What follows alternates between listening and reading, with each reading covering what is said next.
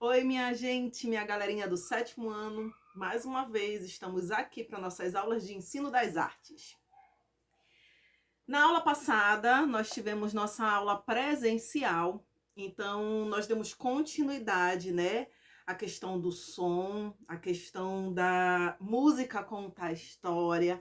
Fizemos atividade em sala de aula referente à história de Orfeu e Eurídice, tá? Então, quem estava na sala de aula, quem não estava, que estava online, ouviu o áudio das nossas aulas, tá bom?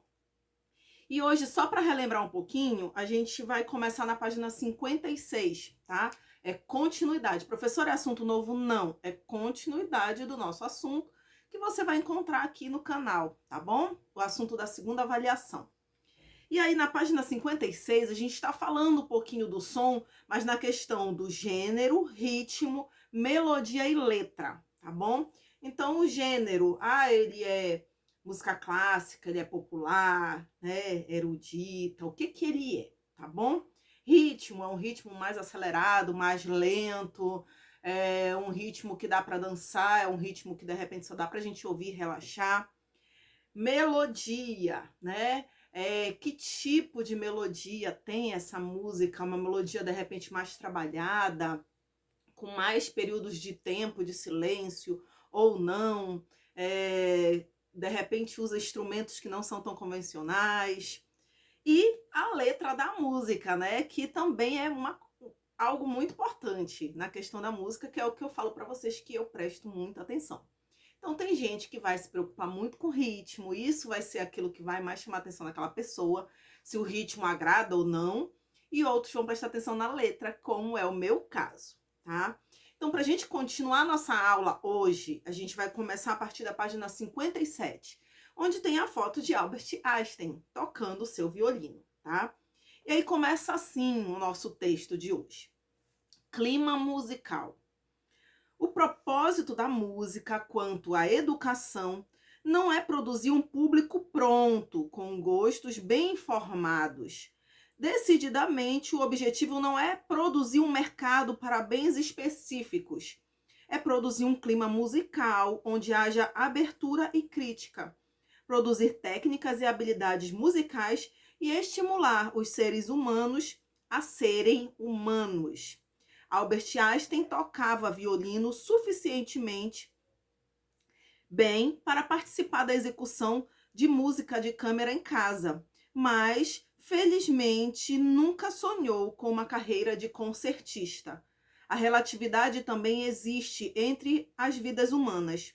O que a música faz de melhor para todos nós é aguçar a nossa intuição, aguçando ao mesmo tempo nossas faculdades analíticas e críticas. Então, o que esse texto está querendo dizer?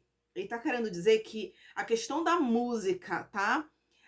Na escola, tá? A gente está falando de educação.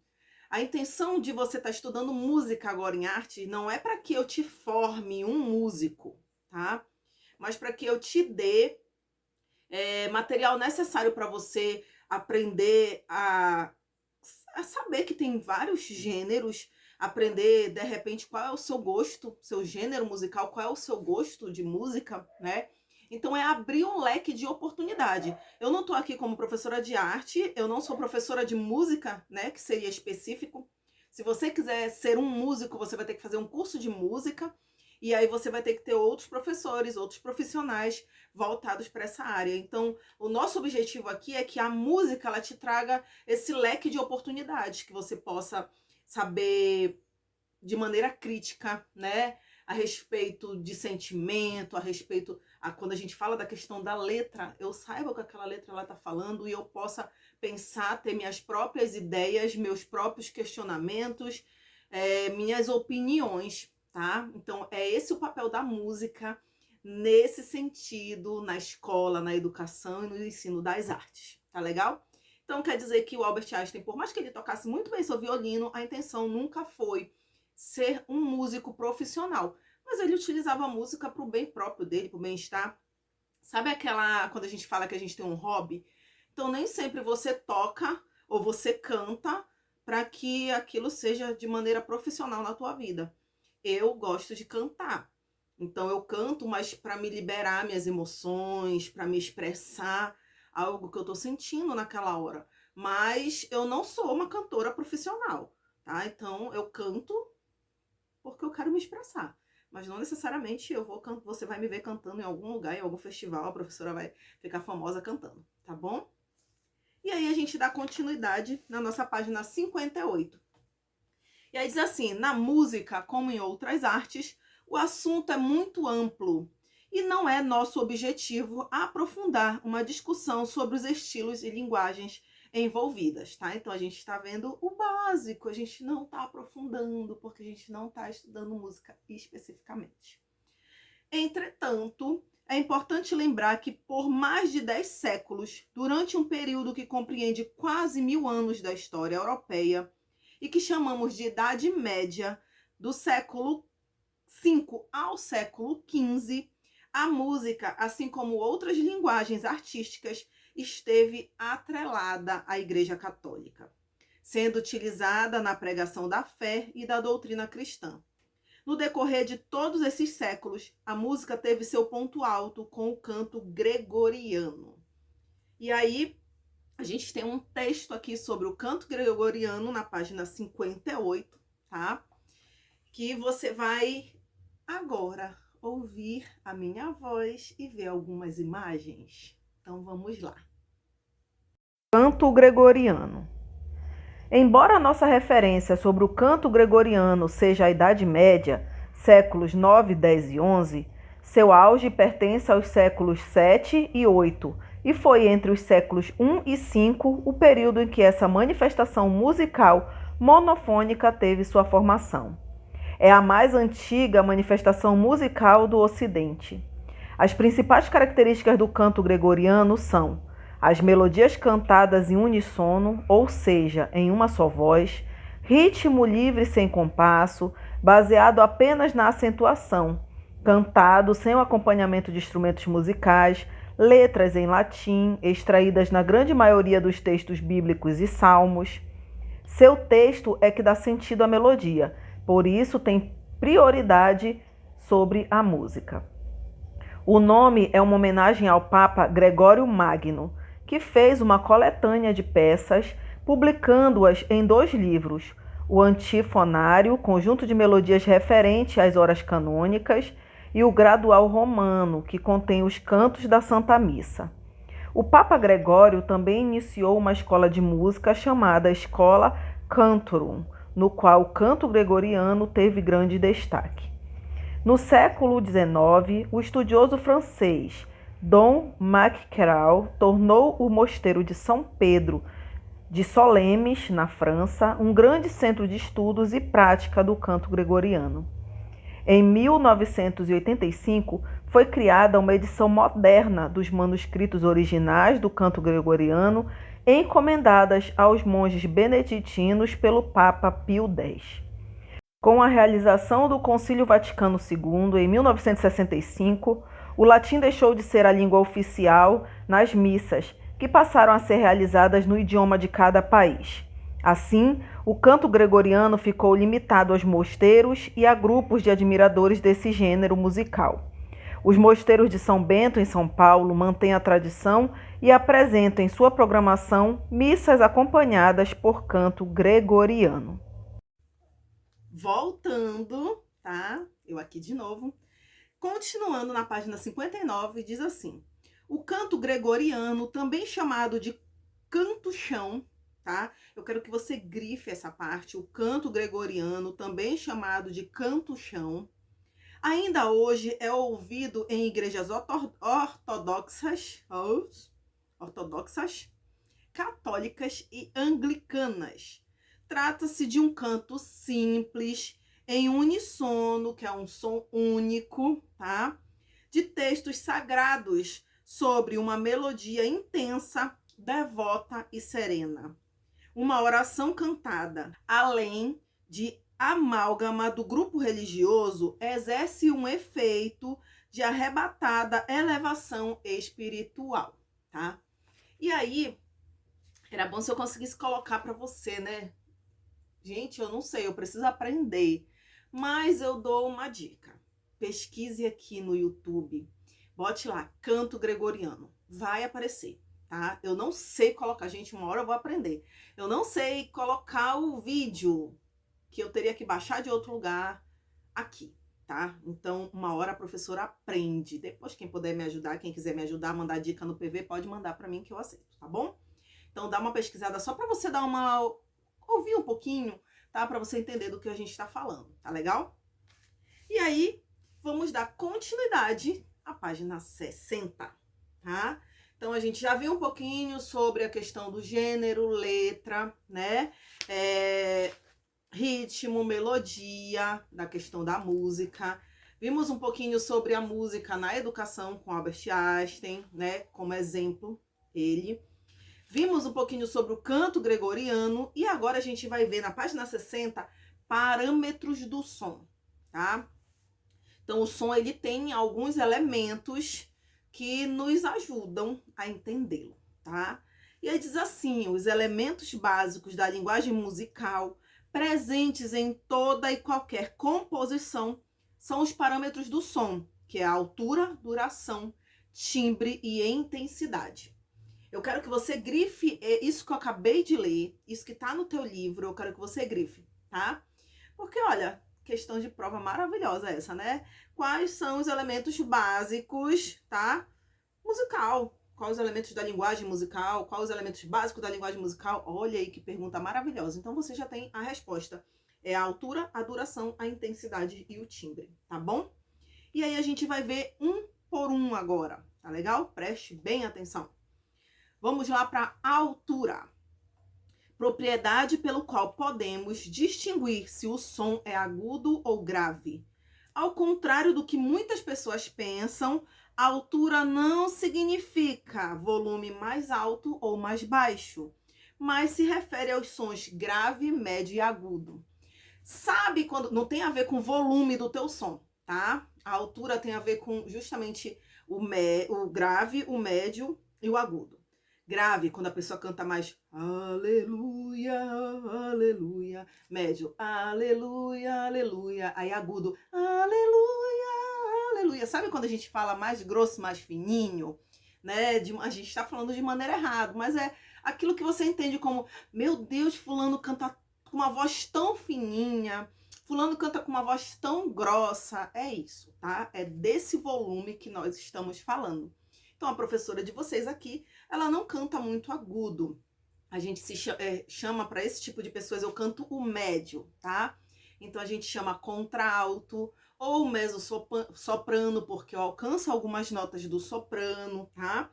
Então, a gente tem nomes para esses tipos de cantores, dependendo do volume que eles alcançam, tá bom?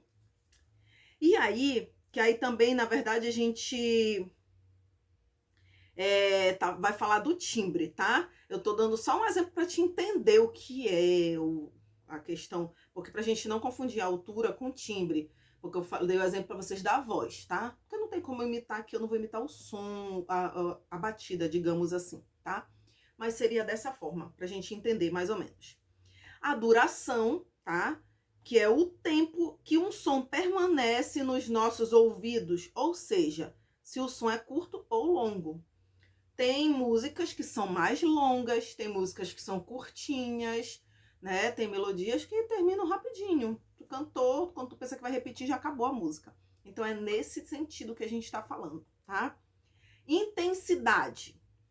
Propriedade que caracteriza o som como fraco, médio ou forte. É o que, em geral, chamamos de volume. Aí sim, é o que a gente chama da questão do volume normal, que não é esse daqui da altura que a gente está falando, né? Do começo, tá bom? O acionador de volume na televisão, no rádio, aparelho de som, MP3, etc., MP4, regula a intensidade do som. Sabe quando você escuta um som que tem aquelas porradas, pum, pum, pum, pum? É disso que a gente está falando. Sabe aqueles sons que às vezes só falta estourar o alto-falante, ou às vezes até estoura o alto-falante da televisão? Aqui em casa, de tanto o meu filho ouvir o funk dele, estourou o alto-falante da televisão, né? Porque a intensidade, ela é muito forte, aquele som, a batida, então não suporta. Então, hoje em dia, para mim ouvir a minha televisão, eu preciso ouvir um pouquinho mais baixo, porque quando eu aumento o volume, como estourou o alto-falante, começa a dar interferência, tá? Então, é nesse sentido. Então, é quando a gente vê que aquele som, ele quase você não sente a caixa de som vibrar, né? Isso a gente tá falando de intensidade, ou quando a caixa só falta pular perto de você, tá bom? Aí agora a gente vai pro timbre, que é o que tem a ver com a nossa voz, que logo no começo eu apenas dei um exemplo para você entender a questão do agudo é fininho, tá? Essas coisas, tá bom? Timbre, propriedade pelo qual identificamos a fonte sonora que produz o som. Pelo timbre podemos perceber qual instrumento está produzindo o som ou reconhecer a voz da pessoa que está cantando. Esse parâmetro nos permite diferenciar quais instrumentos fazem parte de uma apresentação musical, mesmo sem ver a orquestra, o conjunto ou a banda. Então é através do timbre que tu consegue identificar se é uma pessoa cantando, se é um violino, se é um violão, se é uma bateria, se é um piano, né? É através do timbre que você consegue fazer essa identificação, tá legal? Então a gente não pode esquecer, isso que tá na página 60 é muito importante, grave isso, marque aí na sua página, importantíssimo, tá bom? Para que você não venha esquecer depois, tá legal? Aí a gente tem aqui a página 61 e nós vamos terminar na página 62 o nosso assunto de hoje, tá bom? E a gente vai ter, como sempre, mais uma atividade. Professora, toda vez tem atividade? Tem, gente. E toda vez é uma atividade bem facinho, não é difícil. É uma atividade que a gente consegue fazer dentro do nosso horário de aula, se você, lógico, estiver naquele horário disponível apenas para isso, né? Porque até eu, se eu começar a fazer outras coisas, eu não consigo também fazer o que eu tenho que fazer naquele horário. Então, se você tem 2 horários de aula, o nosso vídeo ele não gasta todo esse tempo, então o resto do tempo que sobra é justamente para que você consiga realizar a atividade, entregar para a professora naquele horário. Porque quando você entrega fora do horário, fora do dia, principalmente quando não vem identificado de nada, não vem dizendo qual é aquela atividade, fica muito difícil para o professor. Porque eu não tenho só vocês de alunos, eu tenho outras turmas, né? E às vezes o aluno está entregando a atividade no horário que eu estou dando aula para uma outra turma. Então se coloque um pouquinho no lugar do professor, não só eu, como qualquer outro professor que dê aula para vocês, tá bom? E tentem facilitar, não só para vocês, como para a gente também, tá legal? E aí eu não respondo, lógico, também, tá? Quando a pessoa tá me entregando tudo fora do horário, não tem como responder. Às vezes eu tô no meu outro trabalho, eu tô fazendo uma outra coisa, um outro compromisso, tá bom? Então a gente precisa respeitar um pouquinho isso, porque dá. Nenhum professor faz nada desorganizado, a gente tem tudo cronometrado, se dá o tempo, se não dá. Quando não dá, a gente dá prazo, mas tem atividade que dá para ser entregue no horário, tá? Então, continuando na página 61, diz assim: outros gêneros musicais surgem durante a Idade Moderna, que se inicia por volta do século XIII, tá? Olha, século XIII, tá longe pra caramba, professora, mas já era moderno, tá bom? Então, eu quero que você grife isso daí. Outros gêneros musicais surgem durante a Idade Moderna, que se inicia por volta do século XIII, tá bom? Entre eles, a sonata, a sinfonia, o coral, a cantata e a ópera, além de danças nos salões aristocráticos e gêneros populares, tocados e dançados em praça pública, tá? Isso daí tá até grifado para que você se atente para isso, tá bom? Que esses gêneros, eles eram geralmente tocados em praça pública. É claro que não será possível aprofundar seus conhecimentos sobre cada um deles, pois não é esse o nosso objetivo. Entretanto, a partir das informações aqui vinculadas, caso seja necessário de seu interesse, você poderá buscar informações adicionais em bibliotecas e na internet para ampliar seu conhecimento. É aquilo que eu sempre estou falando na aula, né, gente? A professora falou uma coisa, mas não tem aqui no meu livro, ela falou, me deu curiosidade. Gente, pesquisa. Usa a internet ao teu favor, usa o teu celular ao teu favor. Quando eu tô tendo aula de alguma coisa, ou quando eu tenho alguma dúvida e quero saber o que é aquilo, e na hora não tem ninguém para que possa me explicar, por mais que eu seja tua professora, mas eu não tenho como me aprofundar em cada um deles e talvez nem todos tenham curiosidade, mas se você tem a curiosidade, você vai pegar e vai pesquisar. E aí você vai saber do que a gente está falando mais profundamente. Eu não vou te cobrar isso, lógico, na tua avaliação, mas você vai absorver mais conhecimento, que sempre é bom. E aí, continuando, né, tem a atividade 12, que eu já vou explicar, mas vamos continuar para a gente terminar esse assunto. Entre todas as artes, a música talvez seja a que tem maior poder de reunir pessoas. Isso porque, em geral, a música chega ao grande público com maior frequência que uma obra plástica, cênica ou de dança. Músicos e amantes da música, profissionais ou amadores, transformam praças, ruas, viadutos e parques em grandes aglomerados humanos, tá? Então, tu imagina, para mim fazer um quadro, não é todo mundo que vai ver, né? Eu escrevi um livro, não é todo mundo que lê o livro, mas agora faz uma música. Hoje em dia, joga na internet. Cara, daqui a pouco tá todo mundo, milhões e milhões de pessoas ouvindo aquela música, tá bom? Então ela alcança muito mais rápido as pessoas.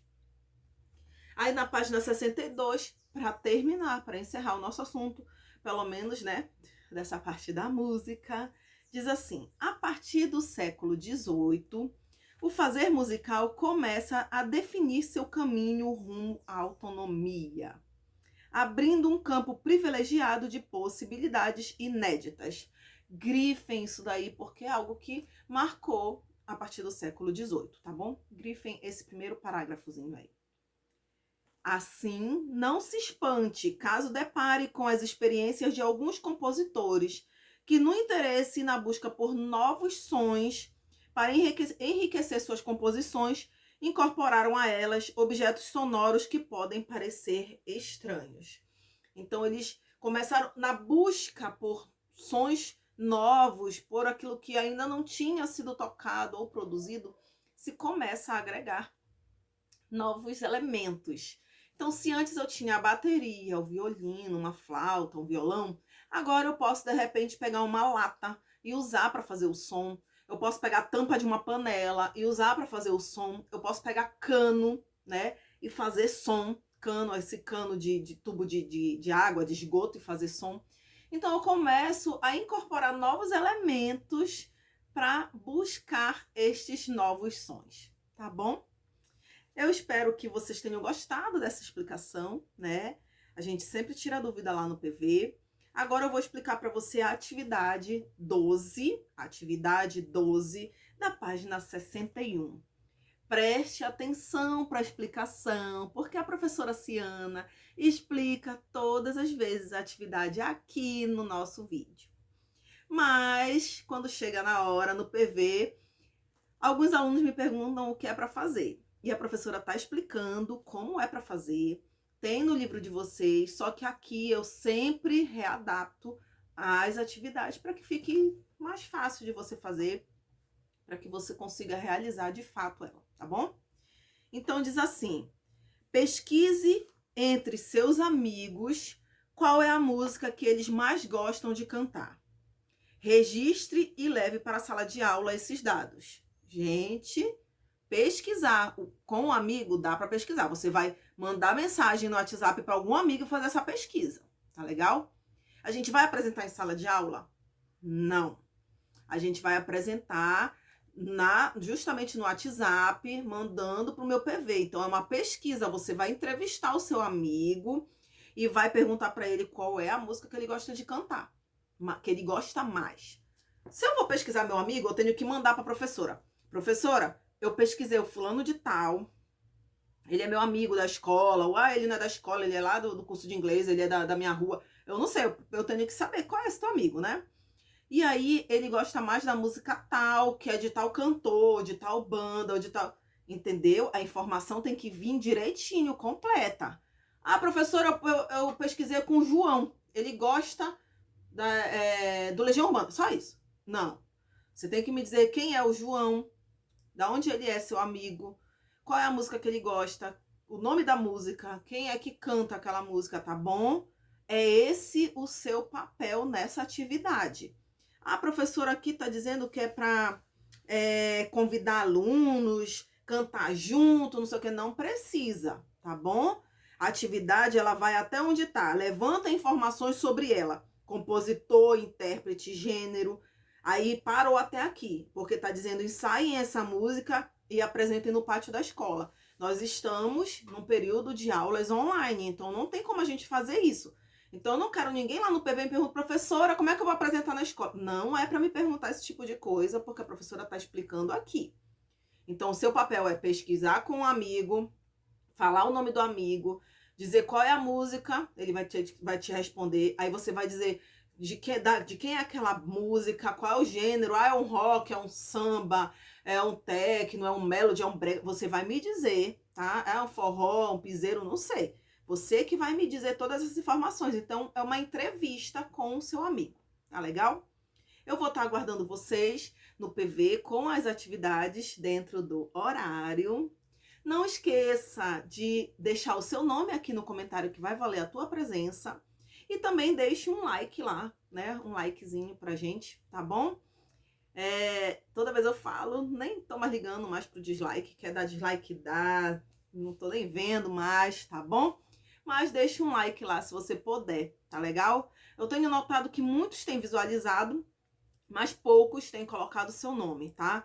E infelizmente não tem como eu saber se você viu ou não se você não deixar o seu nome lá, tá legal? Então não esqueça de deixar o seu nome no comentário. Beijo da professora Ciana e até a próxima aula.